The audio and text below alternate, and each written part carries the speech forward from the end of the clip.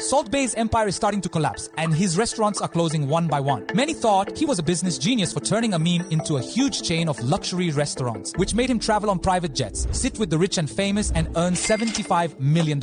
Yet, after his controversial appearance at the World Cup that made him banned from FIFA, his name and reputation went down. From being the world's sexiest butcher to being the most hated chef. And looks like in the coming days, he's bringing down his own empire with him. Nusret Gokci grew up in Turkey. He wanted to become a chef, so much that he volunteered in restaurants just to gain experience. But his unexpected internet fame changed his life in an instant. And being the clever man that he is, Salt Bae rode on his own hype train and his net worth exponentially grew overnight. Yet he attracted controversies early on when his fame was taking off. One of his early issues is when he was on fire for imitating Cuban leader Fidel Castro on Instagram. But this isn't his only brush with a world leader, because when he invited the Venezuelan president to eat for imitating Cuban leader Fidel Castro on Instagram. But this isn't his only brush with a world leader, because when he invited the Venezuelan president to eat in one of his restaurants, protests broke out against this lavish display at a time when Venezuela was facing a crisis and people were starving. He was a perfect example of stretching his 1-minute fame, since he catapulted his steak brand into multiple luxury locations across the world and slapped a hefty price tag with it, worth $2,000 per gold-covered steak. Everything was absolutely over the top, from the preparation to the food itself. Part of the appeal is that Salt Bae himself would slice it in front of them while topping it off with his iconic salt sprinkling technique. Yet the reviews didn't look really promising. A few minutes after, the $2,000 steak arrived, and it was not what we expected. For $2,000, I gotta say, I thought it would be way bigger. Right after, the tomahawk arrived. That was rare, even though we ordered medium rare. Now, there's nothing wrong with rare steak, but if you order medium rare, you should get what you paid for. Even with the marketing, meat slicing, and salt sprinkling tactics, it still all goes down to the food. People on TripAdvisor were complaining about the horrible service, bad food, and huge bill. Yet Salt Bae is still raking in $130,000 on a busy night.